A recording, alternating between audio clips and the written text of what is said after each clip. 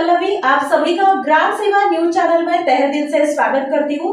ग्राम सेवा news channel Maharashtra में Bhiwandi, Shirdi, Surat, Nashik, Solapur, Bangalore in सभी शहरों में गुजराती के साथ साथ मराठी, तेलुगु और हिंदी माध्यम के द्वारा प्रसिद्ध हुए।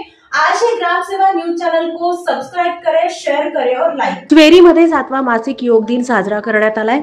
सध्या केवळ योग दिन किंवा प्रशिक्षण सुरू असताना आजार झाल्यानंतर आणि कार्यशाळा असेपर्यंतच व्यायाम केला जातो, परंतु सध्याच्या धकाधकीच्या जीवनात मनाच्या शांतीसाठी नियमित व्यायाम करण्याची आवश्यकता आहे। व्यायाम केल्यामुळे आपलं आरोग्य आणि मन प्रसन्न राहतं आणि करत असलेल्या कार्यात सकारात्मकता निर्माण होते आणि उत्साह सुद्धा वाढतो।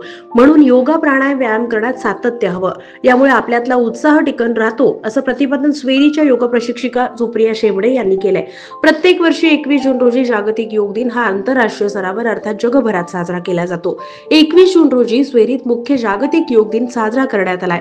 यावेळी स्वेरीचे संस्थापक सचिव आणि कॉलेज ऑफ इंजिनिअरिंगचे प्राचार्य डॉक्टर बी.पी. रोंगे यांनी यापुढे सुद्धा स्वेरी अंतर्गत असलेल्या वसतिगृहातल्या विद्यार्थ्यांसाठी प्रत्येक महिन्याच्या 21 तारखेला सामूहिक योग दिन साजरा करण्याचं घोषित केलं होतं आणि तेव्हापासूनच प्रत्येक महिन्याच्या 21 तारखेला न चुकता स्वेरीत योग दिन घेतला जातो।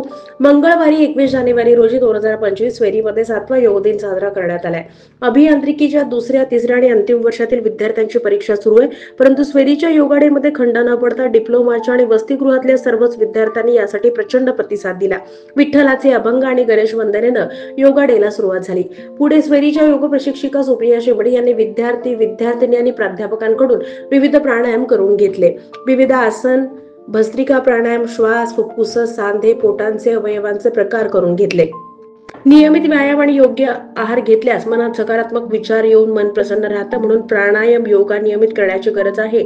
यामुळे मनाची एकाग्रता वाढते, असं सांगून योगाचे होणारे फायदे यावेळी सांगण्यात आले।